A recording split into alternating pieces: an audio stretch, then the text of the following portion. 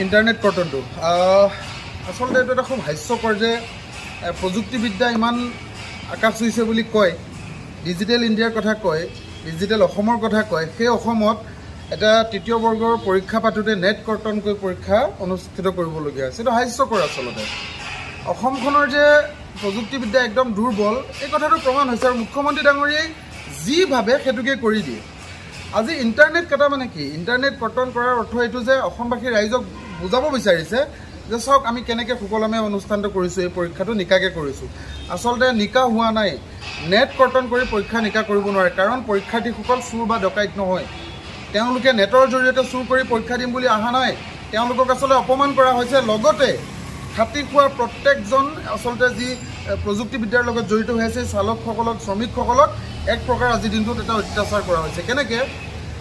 আপুনি ইণ্টাৰনেটৰ ইতিবাচক দিশসমূহ চাব লাগিব। আমি কেৱল মাত্ৰ মনোৰঞ্জনৰ বাবে আমি নেট ব্যৱহাৰ নকৰোঁ। আমি কেৱল মাত্ৰ মনোৰঞ্জনৰ বাবে নেট ব্যৱহাৰ নকৰোঁ। এই নেটটোৰ দ্বাৰা, এই নেটটোৰ জৰিয়তে আমি এমুঠি অন্ন যোগাৰ কৰি আহিছোঁ। আজি আপুনি অলা কওক, উবাৰ কওক, ছুইগি কওক, জমেট' কওক, ৰেপিড' কওক, এমাজন কওক, ফ্লিপকাৰ্ট কওক, এই গোটেই ব্যৱস্থাটোত লাখ লাখ শ্ৰমিক জড়িত হৈ আছে, আৰু এই নেটটোৰ জৰিয়তে সন্ধিয়া এমুঠি অন্ন যোগাৰ কৰিছে। আজি আমাৰ এই মৌলিক অধিকাৰটোৰ পৰা বঞ্চিত কৰিছে। আজি প্ৰযুক্তিবিদ্যা যদি হাই হৈছে, তেতিয়াহ'লে জামাৰ ব্যৱস্থা কৰি যিকেইটা অঞ্চলত পৰীক্ষা হৈছে সেই অঞ্চলসমূহত তেওঁলোকে জামাৰ জৰিয়তে নেটটো কৰ্তন কৰিও পৰীক্ষাটো অনুষ্ঠিত কৰিব পাৰিলে হয়। তাকে নকৰি গোটেই অসমত এটা হৈছে সৃষ্টি কৰাইছে। চাওক আমি কেনেকৈ কাম কৰিছোঁ। এইবোৰ আচলতে সাংঘাতিক ধৰণে বেয়া কথা। আৰু আজি লাখ লাখ শ্ৰমিকে যে আজি 1 টকা উপাৰ্জনৰ পৰা বঞ্চিত হ'ল, ইয়াৰ কাৰণে কেৱল মাত্ৰ জগৰীয়া হিমন্ত বিশ্ব শৰ্মা। এই মুখ্যমন্ত্ৰীজনে কোনোদিনাখন খাটি খোৱাসকলৰ কথা নাভাবে, তেওঁ মাত্ৰ দিখাৱা কৰে। যদি তেওঁ কৰে তেতিয়াহ'লে হাইলাইট সৃষ্টি কৰে, এনেকুৱা ধৰণৰ এটা পৰিৱেশ সৃষ্টি কৰে যে অসমখনে, অসম চৰকাৰে আচলতে কিমান ভালকৈ কৰিছে।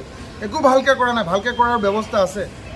এই যে যিটো নেট কৰ্তন কৰিলে আজিৰ দিনটো, আজি লাখ লাখ শ্ৰমিকে যিয়ে ইণ্টাৰনেটৰ জৰিয়তে নিজৰ ভাত সাজ মোকলাই আছিলে, নিজৰ ঘৰ সংসাৰ চলাই আছিলে, এই লাখ লাখ নিবনুৱাক, লাখ লাখ শ্ৰমিকক আজি হাতে মৰাৰ এটা সিদ্ধান্ত ল'লে।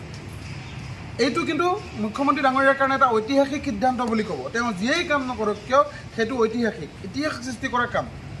আচলতে লাজ পাব লাগে। সুস্থ মগজুৰে যদি প্ৰত্যেকজন ৰাইজে ভাবে, তেতিয়াহ'লে এয়া অসম চৰকাৰৰ মুখ্যমন্ত্ৰীৰ এটা ডাঙৰ বিফলতা, বিৰাট ডাঙৰ বিফলতা। এইটো কাৰণে প্ৰযুক্তিবিদ্যাই আকাশ চুইছে বুলি কৈ দম্ভালি মৰি থকা সময়ত আজিৰ তাৰিখত নেট কৰ্তন কৰি তৃতীয় চতুৰ্থ বৰ্গৰ পৰীক্ষা অনুষ্ঠিত কৰিব লৈছে। অন্য কি উপায় নাছিলে? জামাৰ ব্যৱস্থা কিয় নকৰিলে? লাখ লাখ শ্ৰমিক আজি কৰ্ম ব্যৱস্থাৰ পৰা আজি বঞ্চিত হ'বলগীয়া আছে। পৰিয়ালসমূহ আজিৰ দিনটো কেনেকৈ চলিব? কাৰণ যিসকল শ্ৰমিক আমি কাম কৰি আছোঁ, গিগ ৱৰ্কাৰ্ছসকলে, আমি প্ৰতিদিনাখনে কাম কৰিলেহে এমুঠি অন্ন যোগাৰ কৰিব পাৰোঁ। আমাৰ যে ইমান সমস্যা হৈছে দীৰ্ঘদিনীয়া, আমি যিবোৰ মৌলিক অধিকাৰৰ পৰা বঞ্চিত হৈ আহিছোঁ, এই কথাবোৰ তেওঁ নুশুনে আৰু নামানে।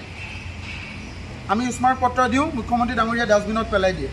কেব চালকসকলৰ বা ছুইগি, জমেট', ৰেপিড', অলা, উবেৰ, ফ্লিপকাৰ্ট আদি যি প্ৰযুক্তিবিদ্যাৰ জৰিয়তে সেৱা প্ৰদান কৰি আছে, এওঁলোকৰ মনৰ অৱস্থা এইখন চৰকাৰে নুশুনে, নেমানে, নুবুজে।